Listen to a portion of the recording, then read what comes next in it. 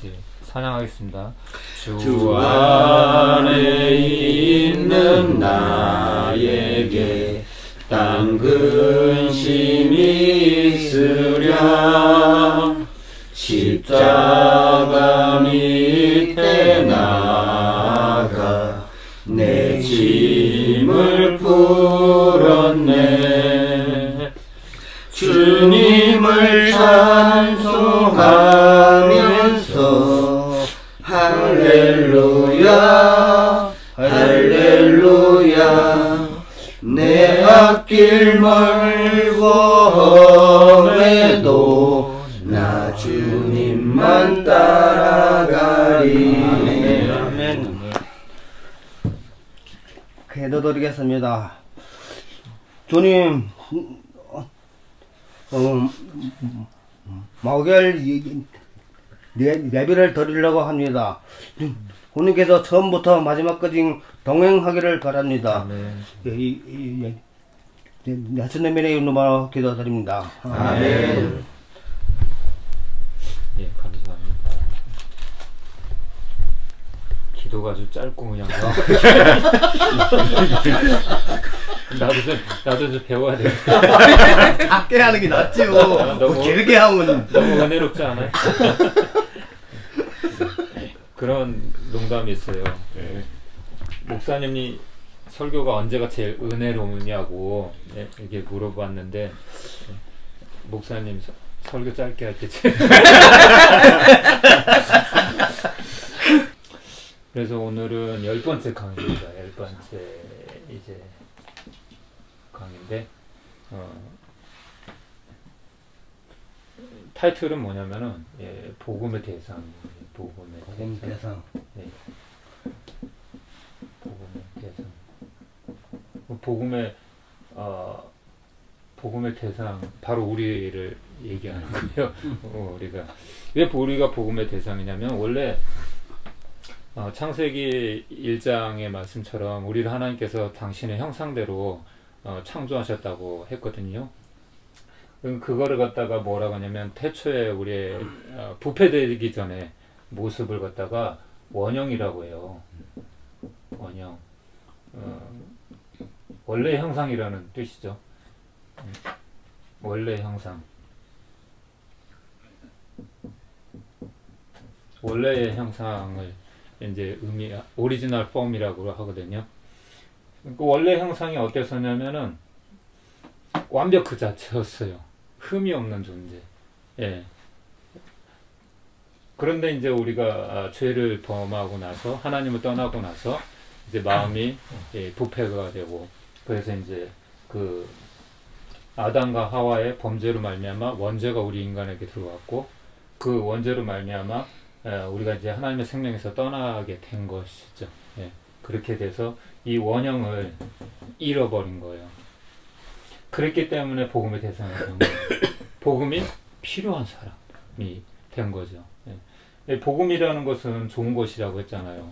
누구에게나 할머니나 뭐 할아버지나 아이에게나 뭐 남녀노소 또는 뭐 민족, 어떤 민족, 어느 나라, 누구를 불문하고 모두가 이 복음이 필요한 그 대상이에요. 그래서 주님이 이 땅에 오셨는데 우리를 구원해 주시기 위해서 이 땅에 오셨다는 그 소식이 복된 소식 굿뉴스가 이 복음이라고 얘기했잖아요. 예. 그래서 누구에게나 기쁜 소식이 될 수 있는 거예요. 심지어는 고통 가운데 있는 사람들 지금 이런 상황에 있을지라도 이 복음은 우리에게 기쁜 소식인 거예요. 그러니까 우리가 보통 이렇게 복음을 생각하면 좋은 소식이다. 옛날에 우리가 뭐 까치가 울면 뭐 좋은 손님이 귀한 손님이 온다 그런 얘기가 있었던 것처럼 우리는 어떤 항상 희소식을 원하잖아요. 요즘에는 배드 뉴스가 많지만 좋은 소식보다는 안 좋은 소식이 많이 올라와서 좀 그런 우울한 가운데 우리가 있지만은 누구나 굿뉴스를 원하잖아요. 예? 부모가 아이가 학교에서 공부 잘하고 시험 잘 보기를 바라고 또 뭐 뭐 장사를 하는 사람들은, 자영업을 하는 사람들은 뭐 이게 장사가 잘 돼야 될 것이고, 그런 것들이 자기가 마음에 원하는 그런 소원들이 이루어지는 것, 그런 것들이 복음이잖아요. 예. 근데 사실 성경에서 말하는 이 복음이라는 것은 단순히 그런 이제 눈에 보여지는 우리가 추구하는, 당연히 우리 인생들한테 기본적으로 필요한 것들이에요. 의식주, 먹고 마시고 입고 쓸 것, 뭐 이런 거 당연히 필요한 것이죠. 근데 성경에서 말하는 진짜 복이라는 것은 그런 차원의 것이 아니거든요. 영적인 거예요, 사실은. 그래서 저번에도 에베소서 1장 3절에도 말씀했지만, 신령한 복을 우리에게 주셨다고. 신령한 복, 하늘의 신령한 복, 모든 신령한 복을 우리에게 주셨다고 말씀하셨거든요. 바로 복음이신 예수 그리스도예요. 복음이신 예수 그리스도가 우리에게 가장 굿뉴스인 거예요. 왜 예수님이 오시지 않았다면 우리에겐 소망이 없는 거예요. 그냥 우리는 그 죄 가운데 죽을 수밖에 없는 그런 존재가 되는 거기 때문에, 예. 그냥 마귀에게 그냥 이끌려서 속아서 그렇게 지옥 백성이 될 수밖에 없는 그런 상황에 있던 절망적인 우리의 영적인 상태가 하나님을 떠났기 때문에, 하나님을 떠나는 것은 바로 곧 그냥 심판이거든요. 하나님을 떠나는 것 자체가 심판이거든요. 그것을 많은 사람들이 몰라서 그런 것이지, 그로 인해서 인간이 하나님을 떠났기 때문에 불행이 찾아온 것이거든요. 그 죄가 우리 안에, 우리 생명 안에 들어옴으로 말미암아, 그로 말미암아 그 원죄로 말미암아 우리 인간이 불행하게 된 것이거든요. 하나님께서 아담과 하와에게 이 선악과를 먹는 날엔 정녕 죽을 것이다 그랬는데, 마귀에게 속아서 그냥 먹었죠. 다 먹었죠. 아담과 하와가 먹고 나서 이제 그들이 하나님의 말씀을 갖다가 거역함으로 말미암아 하나님께서 그들에게 저주를 하셨어요. 그렇죠? 뱀에게도 저주하시고 여자에게도 저주하시고, 뱀은 너는 종신토록 너는 배로 기어다닐 것이고 흙을 먹고 살 것이다. 원래 뱀은 다리가 있었다고 해요. 예.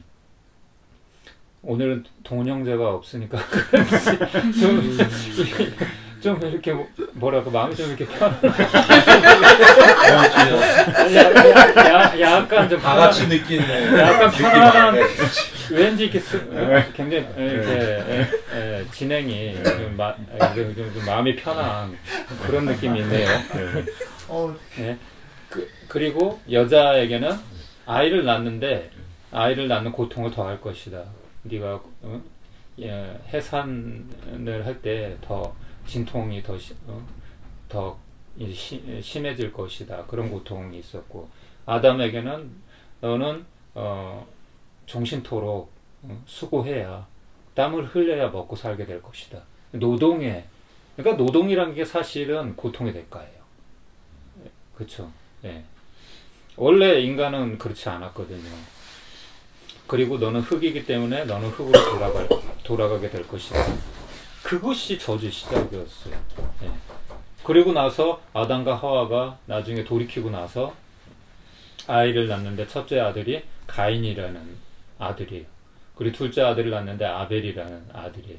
근데 가인과 아벨이 하나님 앞에 이제 아빠 엄마가 얘기한 대로 예배를 드렸어요. 제사를 드렸는데, 아벨은 엄마 아빠 말에게 순종하는 마음으로 양의 첫 새끼를 하나님 앞에 바쳐 드렸는데, 가인도 마땅히 하나님의 방법대로 예배를 드려야 되는데 자기 마음대로 그냥 자기가 농부였거든요. 가인은.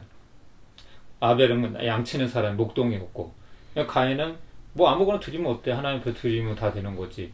그리고 그냥 자기 그 곡식의 첫 제물을 하나님 앞에 드렸는데 하나님이 가인의 제물과 예배는 받지 않으셨어요.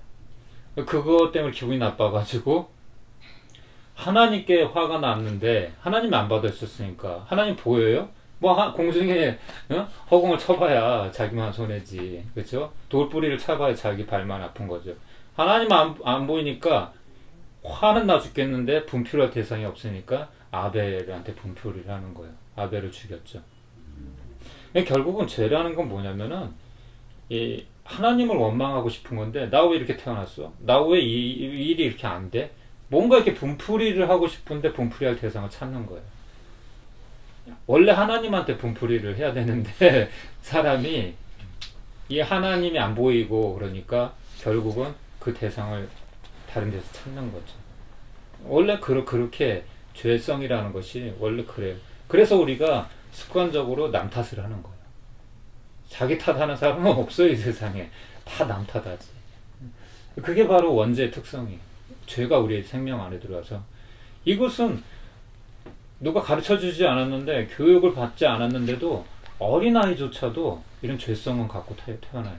그래서 그냥 고집을 부리죠. 엄마가 뭘 안 해주면 막 울어야 때를 쓰는 거야. 이거는 학교에 가서 교육받지도 않았는데, 누가 가르쳐주지도 않았는데 스스로. 이게 원죄의 특성이에요. 이게 죄의 DNA를 가지고 태어난, 유전자를 갖고 태어난 아담과 하와의 후손들인 우리가 갖고 태어난 어쩔 수 없는 그 특성이에요. 이 죄성. 그러니까 이건 누구도 부인할 수 없는 거라는 거죠. 근데 이 문제를 우리 스스로는 해결할 수가 없어요.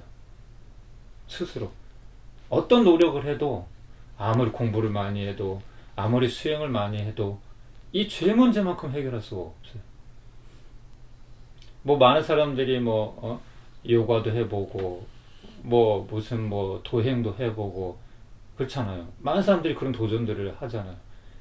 그런데 그걸 가지고 평안을 찾을 수가 없어요. 108번을 부처 앞에 가서 108배를 하고 3000배를 하고 평강이 있나요? 그런다고 해서 그냥 양심을 무마할 뿐인 거예요. 나 이렇게 했으니까 뭔가 나한테 하늘 지천이면 감동이 뭐라 그러죠? 지성이면 감천이라고. 예? 하늘도 내가 이렇게 정성스럽게 노력을 했으니까 여기에 대한 대가를 주시겠지. 착각인 거죠. 자기 확신인 거죠. 믿음이라는 건 그런 게 아니에요. 그런 게 아니에요. 옛날에 우리 어머니들 지성이면 감천이라고 정한수 이렇게 떠놓고 비나이다 우리 아들 꼭 이번에 합격 장원급제 하게 해주시고 우리 가정 평안하게 해주시고 건강하게 해주시고 그런 사상을 갖고 있었어요. 근데 그것은 성경에서 말하는 그런 올바른 신앙이, 올바른 믿음이 아닌 거예요. 예. 신은 결코 우리가 찾아가지고 신께로 갈 수가 없어요. 그거는 종교예요. 그걸 종교라고 해요. 사람의 노력이나 선행으로 자기의 어떤 의지로 최선으로 그래가지고 뭘 해탈하고 뭔가를 얻으려고 하고 마음을 비우고 평강을 얻으려고 하고 그걸 갖다가 종교라고 해요. 종교. 예. 근데 기독교는 종교가 아니에요. 사람이 신에게 다가가려고 하는 것은 종교고, 신이 우리를 직접 찾아오신 거예요. 우리 힘으로는 안 되니까. 우리를 창조하신 그 하나님께서 너희들 힘으로 안 돼. 응? 너희들이 아무리 애쓰고 노력해도 너희 힘으로는 그 상황들을 벗어날 수 없어. 죄 문제 해결할 수 없어. 사망의 문제 해결할 수 없어. 왜? 하나님을 떠났으니까. 분리됐잖아요. 결국은 원형을 회복해야 되는 거예요. 하나님께로 돌아와야 되는 거예요. 분리된 상태에서 다시 하나님께로 연합이 돼야 되는. 우리 마치 어린아이가 엄마 품을 떠나면 불안한 것처럼 다시 엄마 품에 안겨야 돼요.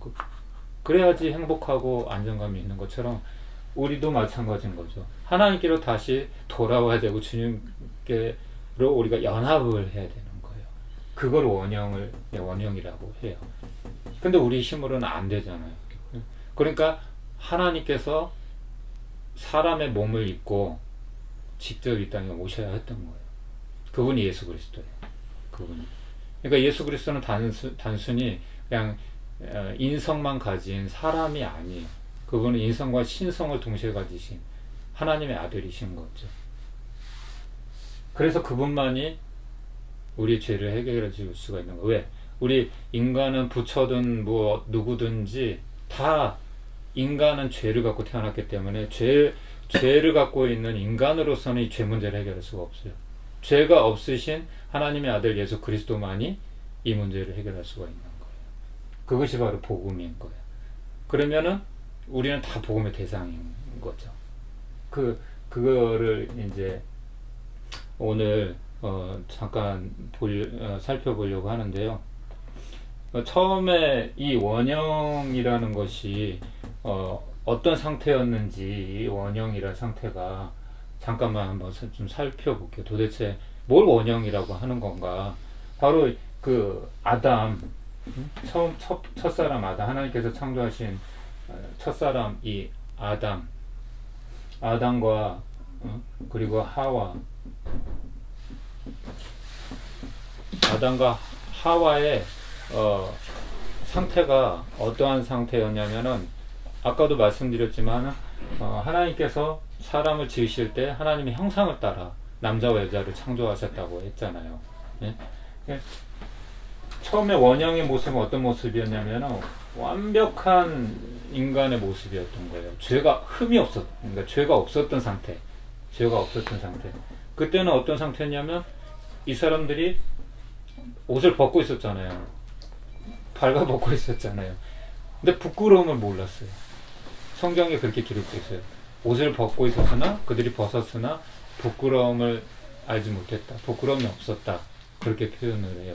근데 나중에 하나님을 떠나고 나서 죄를 짓고 나서는 뭐라고 표현하냐면 부끄러워서 두려워서 숨었다. 그렇게 표현을 해요. 그러니까 우리는 죄를 지으면 거짓말을 한다든지 뭐 사소한 뭐 거짓말이라든지 뭐 도둑질을 한다든지 이 죄를 짓고 나면요 첫 번째 나타나는 현상이 뭐냐면 두려움이에요. 두려움. 그래서 숨고 싶은 거예요. 자꾸 핑계를 대고 싶고 합리화를 시키게 되고 그리고 거짓말을 자꾸 덧붙이게 되고 그것이 죄를 가지고 태어난 우리 인간의 본성인 거죠. 그러면은 양심도 그냥 무마시켜 버리는 거예요. 처음에는 양심이 뛰어요. 죄를 지었을 때 기본적으로 처음 죄를 지었을 때 뭐 도둑질을 했다든지 거짓말을 했다든지 뭐 그러면은 엄마 말을 안 들었다든지 그러면 양심이 사람은 기본적으로 영적인 존재이기 때문에 이 양심이 막 뛰어요. 막 두려운 거야. 그럴 때 바로 돌이켜야 되는 거예요. 사실은 용서를 구하고 하나님 앞에 회개하고 이렇게 나가야 되는데 그것이 더 심해지면 이 양심을 무마시켜 버려요. 몇 번 더 거짓말을 하고 나면 도둑질을 한 번 했을 때는 두려운데 몇 번 더 하고 나면 그냥 담대해져요. 대담해. 그래서 바늘도둑이 소도둑 된다는 3살짜 버릇이 8까지 간다는 그런 말이 있는 거예요. 양심이 그냥 무마가 돼버리는 거예요. 그냥 안 돼. 뭐 작심삼일이라고 그러죠. 뭘 계획을 세웠는데 안 돼. 내 생각대로. 그렇구나. 뭐 다른 사람들 다 그렇게 살잖아. 뭐 나만 그래? 다른 사람들 다 사기치고 거짓말하고 다 그렇게 살잖아. 뭐 세상이 그런 거지 뭐. 응? 뭐 별거 있어? 그냥 인생 한 번인데 뭐 대충 살고 내 마음대로 살면 되지. 그렇게 돼버리는 거예요. 예. 그렇기 때문에 이 아담과 하와가 그렇게 죄를 짓기 전의 모습과 죄를 짓고 나서의 모습은 너무 다른 거죠. 그래서 이 죄를 짓기 전의 상태는 정말 너무나 완벽했었어요. 하나님 보셨을 때 심히 아름다웠다. 그렇게 완벽했다는 거는 이제 퍼펙트하다 그 표현이거든요. 근데 이들의 그러면 상태가 원래 그러니까 아담과 하와는 인간의 사람을 대표하는 거예요. 예. 아담은 사람이란 뜻이거든요.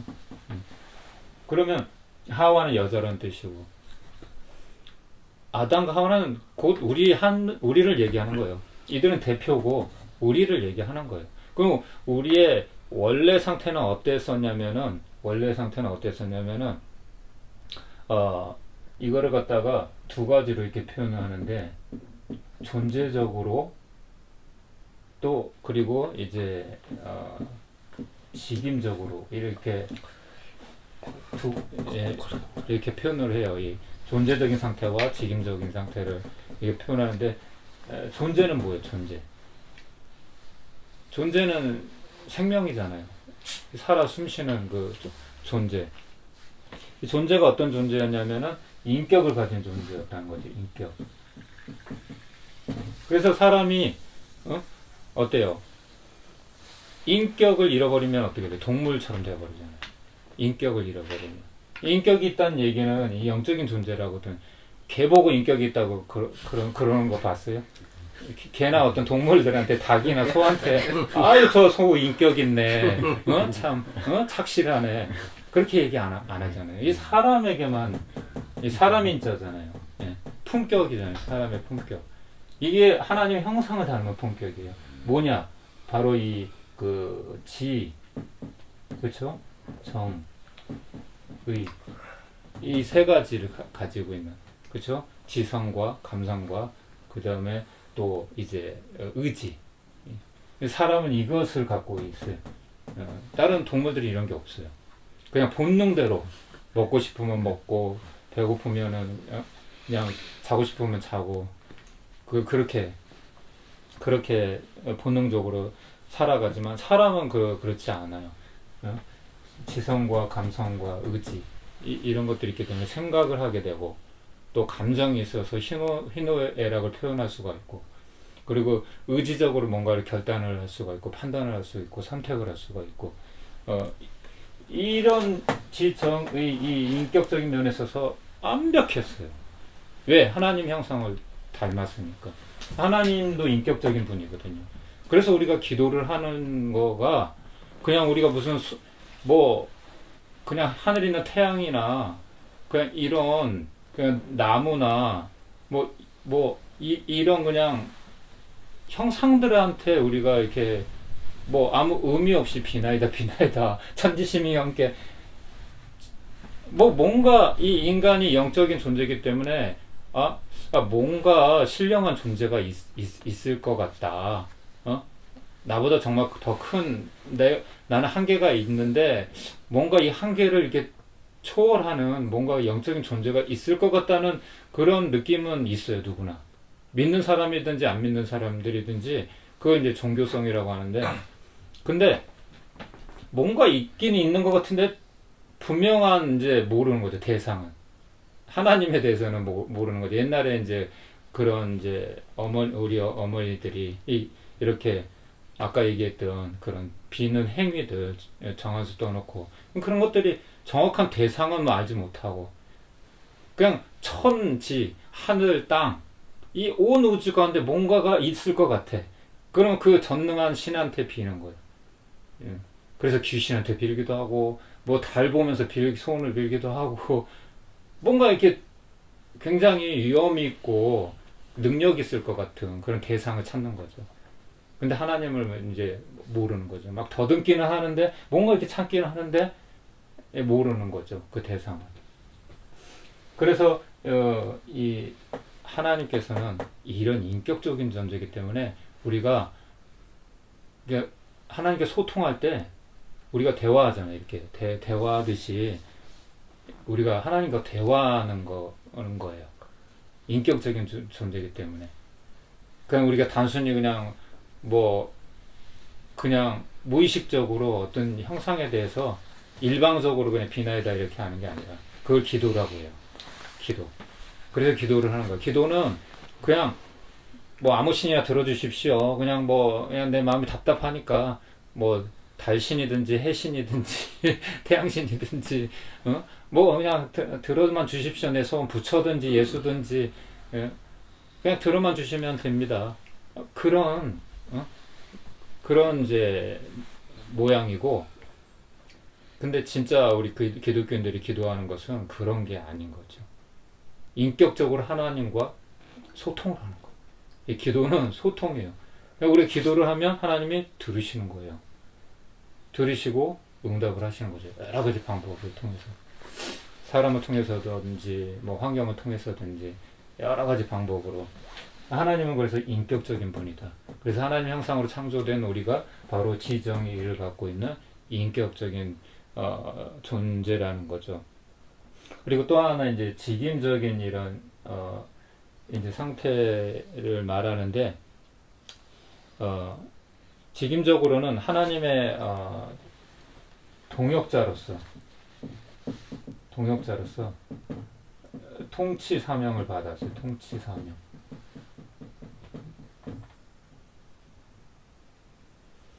이 하나님의 동역자가 필요할까요? 안 할까요? 사실 필요 없어요.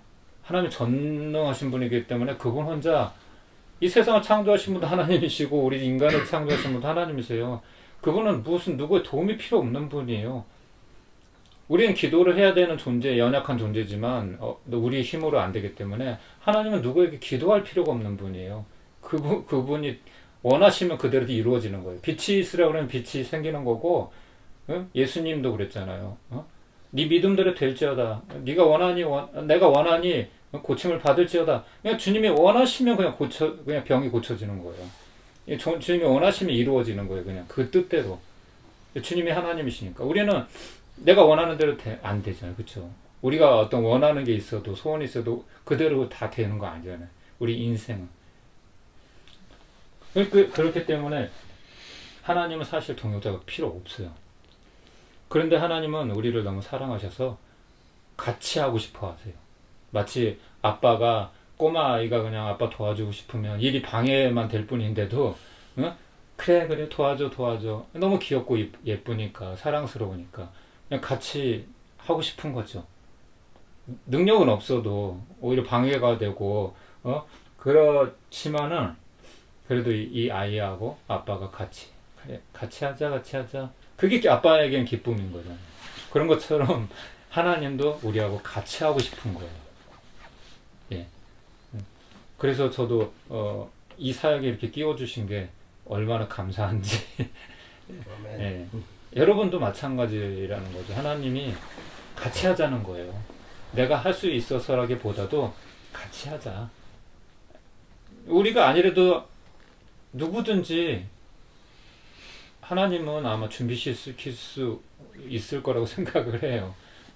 그러니까 정말 여기 있는 사역자분들이 너무 귀한 거죠. 이렇게 순종하는 마음으로 그 아빠의 마음을 아버지의 마음을 알기 때문에 그렇게 같이 하게 됐기 때문에 너무 귀하다고 저는 생각을 해요.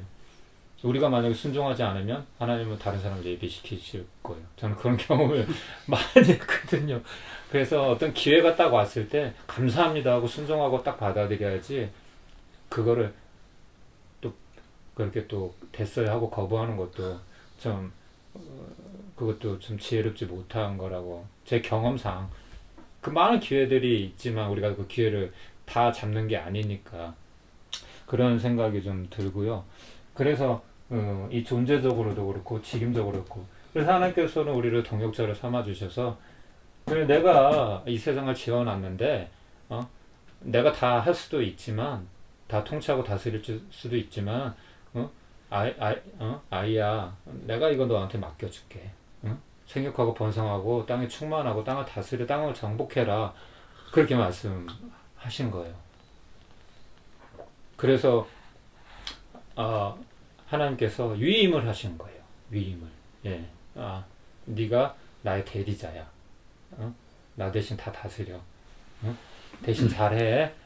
그랬는데 우리 인간이 잘 못한 게 참 많죠. 그렇죠? 맡겨놨는데 몸도 그냥 관리도 제대로 못하고 환경도 다 오염시키고 이 욕심 때문에 서로 싸우고 서로 사이좋게 지내라고 이렇게 하셨는데 서로 그냥 미워하고 싸우고 시기하고 내 거다 네 거다 내 거다 그런 세상이 되어버린 거죠. 그래서 우리가 이 원형을 다시 회복을 해야 되는 거예요. 하나님의 원형을. 그리고 이제 몇 가지만 이제 보면은 아까 얘기했지만 우리 사람은 영적인 존재라고 했잖아요. 영적인 존재. 영적인 존재라는 것은 하나님의 영이 우리 안에 있다는 거예요. 영이 중요합니까? 육이 중요합니까? 영이 당연히 중요하죠. 그렇죠? 살리는 것은 영이니 육은 무익하니라. 예수님이 이렇게 말씀하셨거든요. 그 말은 무슨 말이냐면 이 육신 껍데기예요. 사실 우리가 이 영이 떠나면 우리 육신은 있잖아요. 그냥 죽는 거예요. 아무 의미가 없어요. 이 껍데기는. 우리가 살아있다는 것은 영적인 존재라는 거예요. 예. 이게 숨쉬고 살아있다는 것은 그냥 단순히 그냥 동물처럼 본능적으로 이렇게 사는 생물을 얘기하는 것이 아니라, 그런 생명을 얘기하는 것이 아니라 우리 안에 하나님 생명이 있다는 것을 의미하는 거거든요. 그래서 존재적으로 직임적으로도 완벽했지만, 그리고 이 원형의 상태라는 것은 영적으로도 완벽한 상태인 거예요.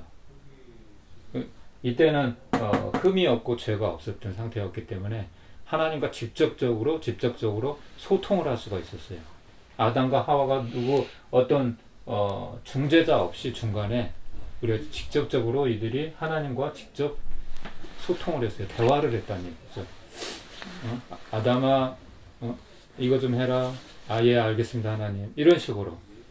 근데 우리가 타락하고 나서는 우리가 영적으로 부패했기 때문에 중재자가 필요해요. 우리 힘으로는 직접적으로 주님 앞, 하나님 앞에 나아갈 수가 없어요. 그분이 예수 그리스도예요. 그래서 우리가 예수님의 이름으로 마지막에 기도합니다. 그렇게 기도하는 거예요. 예수님의 이름으로만 우리는 하나님 앞에 나갈 수가 있는 거예요. 예배도 예수님의 이름 때문에, 예수님의 십자가의 희생 때문에 우리가 그분의 은혜로 우리가 하나님 앞에 예배드리며 나갈 수가 있는 거예요. 우리 힘으로가 아니라, 내가 그냥 이 자리에 나와서 내 힘으로 앉아있는 것 같지만 그것도 하나님의 은혜인 거죠. 믿어지게 된 것도 하나님의 은혜인 거고, 이 세상에 아무리 믿어라 받아들여다 해도 안 믿어지고 안 받아들여지는 사람 어쩔 수 없어요. 그런 사람들도 이 세상에 많이 있거든요. 근데 신기하잖아요. 우리는 믿어지잖아요. 그래도 이것도 우리 마음대로 된 게 아니라는 거죠. 하나님의 은혜라는 거죠. 그래서 이때는 처음에 원형일 때는 중보자가 필요가 없었는데, 이제는 우리가 중보자가 필요한 상태가, 왜? 복음의 대상이 되었으니까. 복음이신 예수 그리스도가 이 땅에 오셔야만 했다는 것이죠. 그리고 영적으로 뿐만 아니라 지혜에 있어서도, 우리 인간에게 있어서 정말 가장 필요한 것이 지혜인데, 이 지혜에 있어서도 하나님의 지혜를, 원형의 상태에는 하나님의 지혜를 가지고 있었어요. 그래서 뭐 완벽했어요. 그때는 컴퓨터도 필요 없고 뭐 AI도 필요 없고, 예, 어떤 도움도 필요 없었어요. 그냥 사람 자체가 하나님의 위임을 받은 하나님의 대리자, 통치자였기 때문에 하나님의 능력으로 다 할 수 있었어요. 그 중에 하나가 이제 동물들에게 이름을 지어주는데, 이름이 있잖아요. 누군가는 이름을 졌을 거 아니에요. 그렇죠? 우리도 누군가 이름을 져줬듯이, 그때 하나님이 그 에덴 동산에 많은 동물들과 많은 식물들, 그렇죠? 많은 사물, 태양, 달, 이런 거 누군가는 이름을 졌을 거란 말이에요. 누군가 졌으니까 이게 역사적으로 이렇게, 아, 저거 하늘에 있는 거? 저거는 태양이구나, 저게 해구나, 이렇게 우리가 표현을 하는 것처럼 아담에게 그거를 위임한 거예요. 아담에게 이 통치 사명을. 그래서 이름을 짓는 사명도 아담에게 주어진 거예요. 사자야, 넌 코끼리 해. 너는 사슴. 이런 식으로 이름 짓는 게 여러분 생각처럼 쉽지 않아요. 예, 장명하는 게, 예? 이게 굉장히, 그리고 많은 연예인들이 이게 장명을 하는 이유가 이름에 따라서 운명이 결정된다고 생각을 해요. 많은 사람들이. 실제로 뭐 그런 부분도 없지 않아 있고요. 이름이 굉장히 중요하거든요. 그래서 그 배를 띄우는 이제 그 선박을 이제 제조를 하고, 큰 이제 유조선 같은 거, 그런 것들을 이제 제조하고 나서, 아니면 이제 군함 같은 거를 제조하고 나서 이제 그 출정식을 할 때 그걸 이제 그 선조식이라고 하나? 예, 그 의식을 이제 할 때, 예식을 할 때 이제 출항을 이제 하기 전에 이름을 지어줘요. 이름을 지어주는데 그 이름은 보통 그 배를 지은 이제 설계자가 이름을 이렇게 장명을 해요. 네. 그럼 세종대왕함, 뭐 아니면 뭐 이순신함, 뭐 이런 식으로 현대상선, 뭐 이름을 지어줘요. 그럼 그 시간이 굉장히 제일 그 휘날레예요. 그 하이라이트예요. 그 과정에서. 그만큼 영광스러운 그 순간인 거죠. 이름을 딱,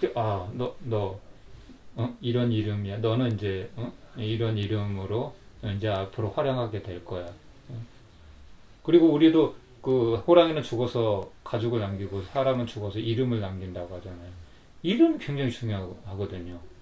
근데 하나님이 야, 너 무슨 뭐 그따위로 이름을 지었냐? 마음에 안 든다 그런 적이 없어요. 성경에. 보시기에 다 좋았다고 그랬어요. 왜? 아담의 지혜가 아니라 이것은 하나님의 지혜였기 때문에 완벽한 거죠. 모든 게 저거 딸기나무, 저거 포도, 저거 사과. 아담의 이름을 다 알게 지은 거예요. 그래서 이 지혜 면에 있어서도 완벽했던 거예요. 근데 지금은 그런가요? 지금은 그렇지 않잖아요. 우리 인간이 이 지혜가 이 통찰력이라고도 할 수 있는데 많이 떨어졌잖아요. 그리고 이제 또 정서 면에 있어서도 완벽한 존재였었어요. 성경에 보면은 사랑 안에 두려움이 없고 온전한 사랑이 두려움을 내쫓는다고 그렇게 말씀하시거든요. 이때는 두려움이 없었어요. 원형일 때는. 아까도 얘기했지만 옷을 벗고 있었지만 부끄러움을 몰랐어요. 죄를 짓지 않은 상태였기 때문에 뭐 이렇게 꺼리낄 게 없었어요. 담대하고 당당하고. 근데 이 죄를 짓고 나서부터 이 정서 안에 두려움이 들어오기 시작한 거예요. 예.